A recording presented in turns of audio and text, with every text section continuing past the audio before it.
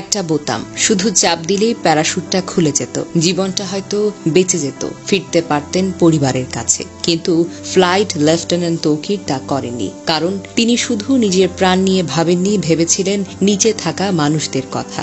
বিমানের emergency system সক্রিয় থাকলেও তিনি সিট ত্যাগ করেননি।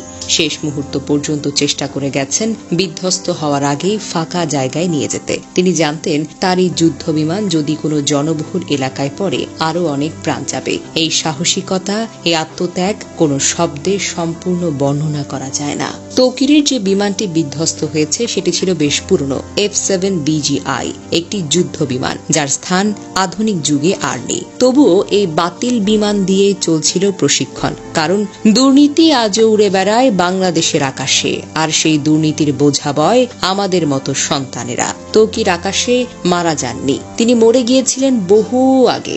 যেদিন বাজেট চুরি হয়েছিল, যেদিন সিদ্ধান্ত হয়েছিল 1970 দশকের বাতিল যুদ্ধ বিমান দিয়েই হবে প্রশিক্ষণ, এই সিস্টেম তাকে দেয়নি কিছুই, না দিয়েছে সুরক্ষা, না দিয়েছে বিকল্প, না দিয়েছে আধুনিক কোনো যন্ত্রপাতি। তাকে দিয়ে গেছে কেবল ঝুঁকি, মরিচা ধরা লোহা আর নিশ্চিত মৃত্যু। তবুও তিনি পিছু হটেননি।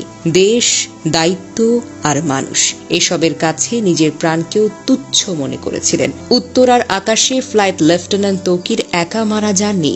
এই ভয়াবহ দুর্ঘটনায় আরো অনেক প্রাণ ঝরে গেছে। আমরা গভীরভাবে শোকাহত। শহীদ তৌকির সহ সকল নিহতের আত্মার মাগফিরাত আমরা কামনা করি। আহতদের জন্য দোয়া করি, আল্লাহ যেন তাদের দ্রুত আরোগ্য দান করেন। আমাদের একটাই প্রার্থনা, আর যেন কোনো তরুণ তৌকিরকে একটা মরিচে ধরা যুদ্ধ বিমানের সঙ্গে জীবন বিসর্জন দিতে না হয়।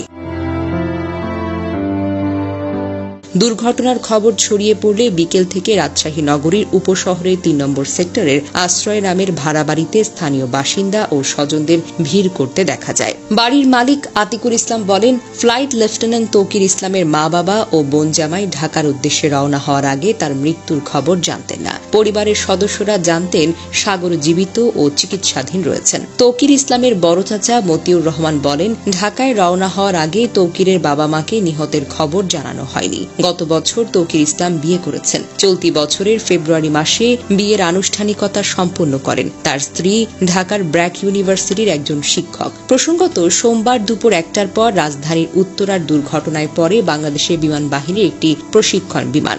বিমানটি উত্তরার মাইলস্টোন স্কুল অ্যান্ড কলেজের একটি ভবনে গিয়ে পড়ে যায় এবং বিধ্বস্ত হয়। সঙ্গে সঙ্গে বিমান ও স্কুল ভবনটিতে আগুন ধরে যায়। যে ভবনে এটি বিধ্বস্ত হয় সেখানে বহু স্কুল পর্যায়ের শিক্ষার্থী ছিল, যাদের বেশিরভাগই হতাহত হয়েছে। দুর্ঘটনার পরপর উদ্ধার অভিযান শুরু করে ফায়ার সার্ভিস। উত্তরা সহ আশেপাশের 9টি ইউনিট ঘটনাস্থলে গিয়ে আগুন নিয়ন্ত্রণে আনে এবং হতাহতদের উদ্ধার করা শুরু হয়। পরে উদ্ধার অভিযানে যোগ দেন বিজিবি ও সেনাবাহিনী। বিমান বাহিনীর হেলিকপ্টার করে হতাহতদের হাসপাতালে নেওয়া হয়। মর্মান্তিক এই ঘটনায় শোক জানিয়ে বার্তা দিয়েছেন প্রধান উপদেষ্টা ডক্টর মোহাম্মদ ইউনূস। মঙ্গলবার রাষ্ট্রীয় শোক ঘোষণা করা হয়েছে।